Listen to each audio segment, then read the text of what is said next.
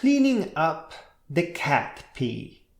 I had to write 3 programs to get the new website operational.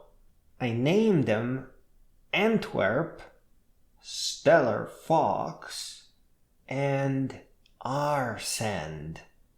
I upgraded rsend because I used it before for transferring files to my Raspberry Pi. Antwerp is a code generator, or more commonly known as a static site generator. It takes a directory of text files and processes them into HTML code. HTML is a way of describing text documents. It is exactly like the languages that word processors abstract away from you. When you click to make text bold, that information is stored in something very similar to HTML. There are many static site generators, but none of them fit my needs. For example, I would like to have thumbnails of videos I mentioned in my poem made into a perfect square that then I can use as a cover for the poem. Nothing seems to do that for me, so I have to write the program myself. Stellar Fox, named after a building in a Funky Koval comic book that I have read and reread many times from childhood and still somehow am yet to understand it. I think it's just boring. Is an unusual piece of software that somewhat came up as a surprise. Because when I signed up to host the website, I discovered that I had to write my own HTTP server. This is not normal, at all. Under no circumstance should a person looking to host a website be asked to write the HTTP server. But I loved every second of it. Just to let you know, there are 3 main concerns when writing an HTTP server. First, the errors, because you want to fail as soon as possible. So if a file is missing, send a 404 error and adios. That's all the processing that will get done. Unless the website is live, where errors scare people.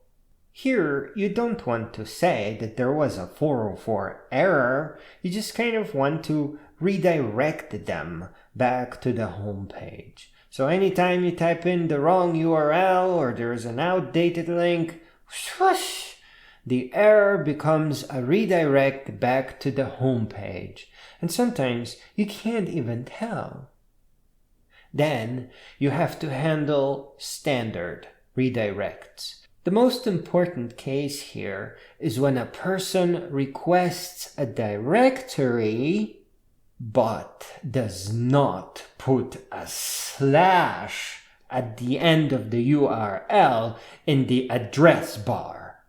The server will know that it is a folder and can send the HTML right up. But the browser will think that it is still in the parent directory because it's a file, and all the links will be broken. The images won't show up, the audio won't work, the directory will be wrong. So when a slash is forgotten, you send a redirect and put that slash back in there. So you are redirecting from slash my poems to slash my poems slash. This is very clunky and pretty silly.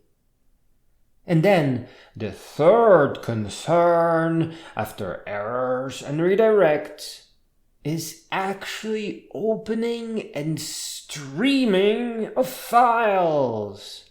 Streaming means you don't read the whole file from disk into memory, but rather read a chunk of the file and send it right to the browser and keep sending little chunks without ever loading anything big into memory. This way, you can serve a lot of visitors at the same time without using too much memory. The third program is rsend. It is short for Remote Destination Data Sending, and this is a huge problem. My tiny website with some 1,000 poems already takes up about 5 gigabytes of data. And I am not able to quickly send all of that data each time I make a change. I need a program to calculate what has changed. And while timestamps work sometimes, in a general purpose program like rsend, some of the new files can be extracted from a backup or be backdated or moved in from another location. So timestamps can't always be trusted. Instead, I have to add all the letters in a file and create some kind of a unique fingerprint. The smaller and faster the fingerprint, the higher the chance of not picking up some changes. So this basically becomes a CPU-intensive process that involves cryptography, and it takes a while. In the case of this website, I kind of can use timestamps, so I have to give rsend multiple fingerprinting methods, a proper cryptographic one, and a home-baked hokey one that will work on a Raspberry Pi. There was a lot of tiny little bugs in the user interface of the website as well, but I think I fixed most of it today. Maybe all of it. I just squished another one when I was writing this line right here. The little tag that says latest was not showing up for the video poems. You know, I highly recommend programming, but I think the word learning in learning programming may be the wrong choice here. To cover a broad range of things across multiple decades, I think it is best to think about mastery of this talent in terms of living with programming. You just have to dance around the complexity and soak it all up as a function of dance alone.